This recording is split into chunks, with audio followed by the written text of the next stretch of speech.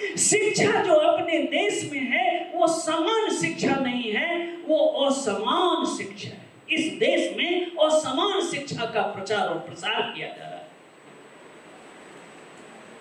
सरकार कहती है कि हम फ्री एजुकेशन देते हैं, लेकिन साथियों मैं आपको बताना चाहता हूं कि जहां फ्री एजुकेशन है वहां शिक्षा का स्तर 0, और जहां अच्छी शिक्षा है, जहां quality of education is good, it is very costly, बहुत महंगा। अपने बच्चे को इतने महंगे स्कूल में इतना फी देकर के नहीं पढ़ा सकते। इस पर गंभीरता पूर्वक हम लोगों को विचार करना चाहिए। साथियों, शिक्षा इतना महंगा हो गया है कि एक रिपोर्ट बता रहा है कि समाज में 48% लोग ये स्वीकार करते हैं कि शिक्षा महंगा है, बच्चे को पढ़ाना कठिन।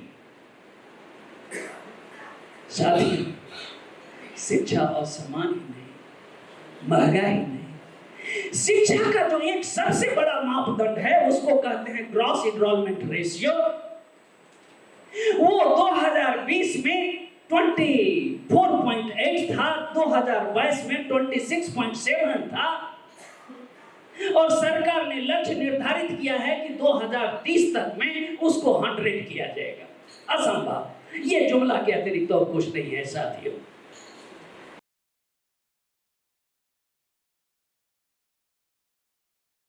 आज के कार्यक्रम में बहुत सारे विषय रखे गए हैं चर्चा के लिए,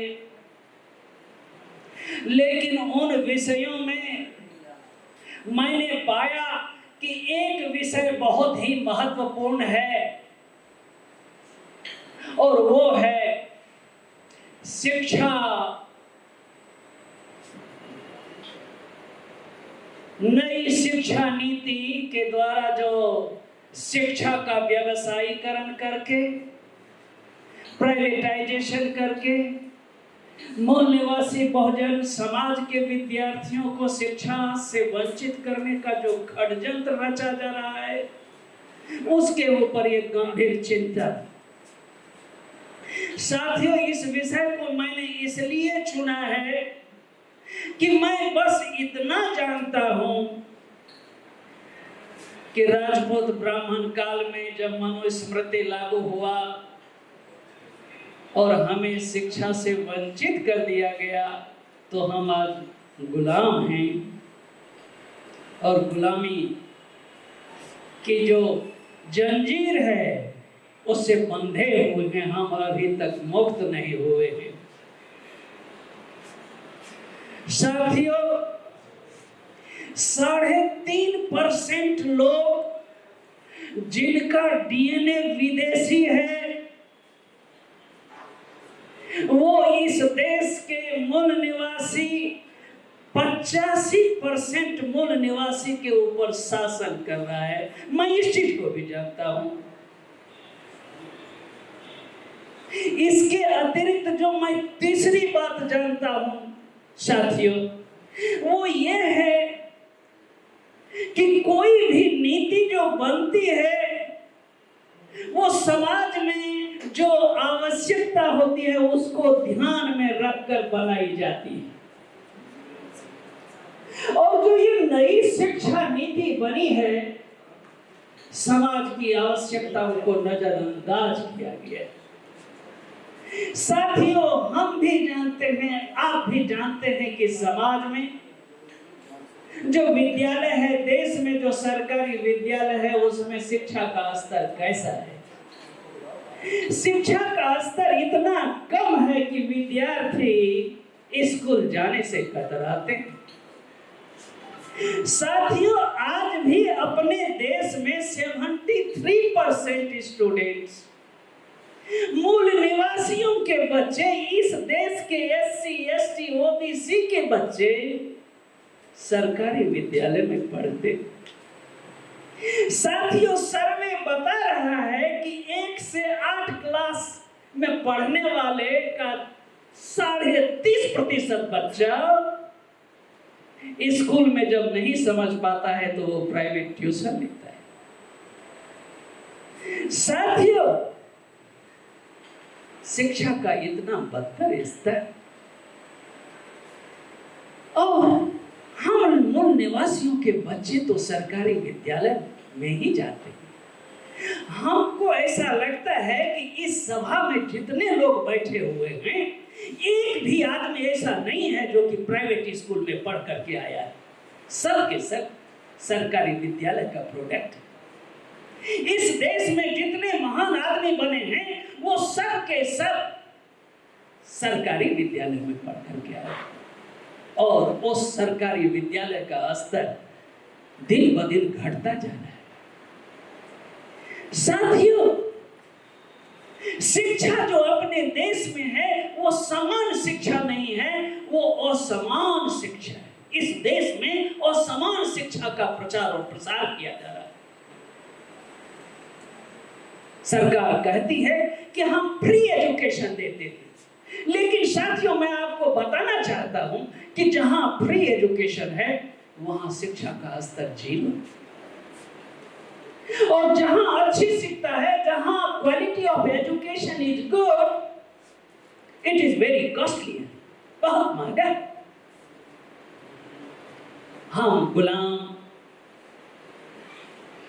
अपने बच्चे को इतने महंगे स्कूल में इतना फी देकर के नहीं पढ़ा सकते। इस पर गंभीरता पूर्वक हम लोगों को विचार करना चाहिए। साथियों, शिक्षा इतना महंगा हो गया है कि एक रिपोर्ट बता रहा है कि समाज में 48% लोग ये स्वीकार करते हैं कि शिक्षा महंगा है, बच्चे को पढ़ाना कठिन। साथियों, शिक्षा असमान ही नहीं, महंगा ही नहीं। शिक्षा का जो एक सबसे बड़ा मापदंड है उसको कहते हैं ग्रॉस इनरोलमेंट रेशियो। वो 2020 में 24.8 था, 2022 में 26.7 था, और सरकार ने लक्ष्य निर्धारित किया है कि 2030 तक में उसको 100 किया जाएगा। असंभव, ये जुमला के अतिरिक्त और कुछ नहीं है साथियों। और इस जीआरई को प्राप्त करने के लिए साथियों, जो सबसे बड़ी आवश्यक चीज है, अनेक स्कूल समाज में और देश में खोले जाए, सरकारी स्कूल, उसके शिक्षा के स्तर में वृद्धि लाया जाए। और सबसे बड़ी बात है कि अनिवार्य शिक्षा की नीति को लाना बहुत ही आवश्यक है। जब तक हम अनिवार्य शिक्षा की नीति को नहीं लाएंगे, तब तक ये जो टारगेट है, ये जो लक्ष्य है 100 का, वो अचीव नहीं कर सकते। लेकिन सरकार क्या चाहती है? सरकार चाहती है कि बिना सरकारी विद्यालय खोले हुए, बिना शिक्षक की नियुक्ति किए हुए इस लक्ष्य को पूरा किया जाए, जो असंभव है। साथियों, यूनेस्को का एक state of the education report आया, उसमें बताया गया कि 2021 में देश में 10 लाख शिक्षक की कमी थी, और अभी तक एक भी शिक्षक की भर्ती नहीं की गई। साथियों, आखिर हो क्या है? सरकार चाहती क्या है? इसके लिए साथियों हम लोग को जानना होगा कि सरकार इस शिक्षा नीति, नई शिक्षा नीति के बहाने आरएसएस की रणनीति को इंप्लीमेंट करना चाहती है। Now the question is, what is the strategy of RSS? RSS की रणनीति क्या है? साथियों,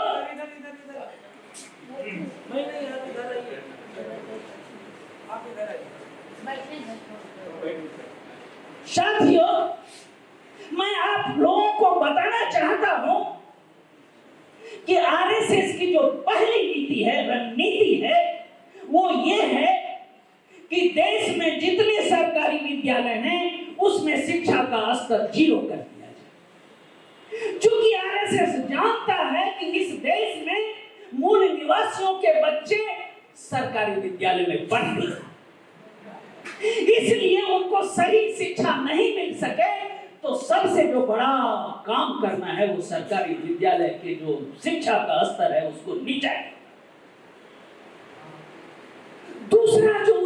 दूसरी जो उसकी रणनीति है वो ये है कि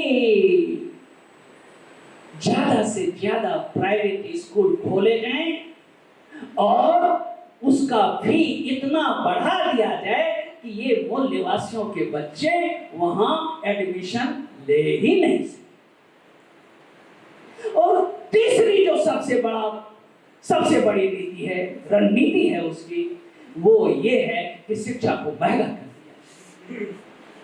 साथियों, आखिर ऐसा क्यों? क्योंकि आरएसएस चाहता है कि हम मूल निवासी शिक्षा से वंचित होकर के, हमारे बच्चे शिक्षा से वंचित होकर के पुनः हम उसकी गुलामी करते हैं। ये नई शिक्षा नीति नहीं बल्कि अनंत काल के लिए हमें गुलाम बनाने के लिए जो है एक षड्यंत्र है। साथी, मैं भाषण देना नहीं चाहता। मैं यहाँ जो आया हूँ भाषण देने के लिए नहीं बल्कि अपने मूल निवासी भाइयों को जागरूक करने के लिए आया हूँ। कितना आप सरकार का विरोध करोगे, कितने उसकी बुराई करोगे, उससे कुछ नहीं मिलना जाना नहीं। हम लोगों को अपनी रणनीति तैयार करनी होगी और हम लोगों को कैसी रणनीति, हमारे जो समाज के लोग हैं, हमारे जो मूल निवासी भाई और बहनों हैं, उनको जागरूक करना है। That is our first agenda. And second agenda is कि उनको संगठित करना है। और तीसरा जो उद्देश्य है उसको संघर्ष के लिए तैयार है। और हमारे हाथ में बाबा साहब का दिया हुआ मतदान का जो अधिकार है वो हमारे लिए खुला। हमने अभी तक उस अधिकार का सही रूप से प्रयोग नहीं किया। मैं आप लोगों को कहना चाहता कि आने वाले समय में एससी, एसटी, ओबीसी और माइनॉरिटी को एक प्लेटफॉर्म पर आना होगा और बाबा साहब का जो अधिकार दिया हुआ है मतदान का, उसका प्रयोग करके सत्ता के ऊपर कब्जा करना। न्यायपालिका, कार्यपालिका, विधायिका, सबके ऊपर अपना अधिकार। हम अपनी शिक्षा नीति बनाएंगे, हम अपनी विदेश नीति बनाएंगे, हम अपनी आर्थिक नीति बनाएंगे, हम अपना ढंग से देश के लिए आवश्यक नीति का निर्धारण करेंगे। शादी राग आलाप करने से नहीं होगा। हम लोग को काम कमिटमेंट के साथ, इन्हीं शब्दों के साथ साथियों मैं अपनी वाणी को विराम देना चाहता हूं। और आप लोगों ने मेरी बात सुनी इसलिए आपको धन्यवाद भी देना चाहता हूं। और साथ आप लोगों को पुनः जय मूल निवासी, नमो बुद्धाय, जय भीम, जय संविधान और जय भारत। Thank you.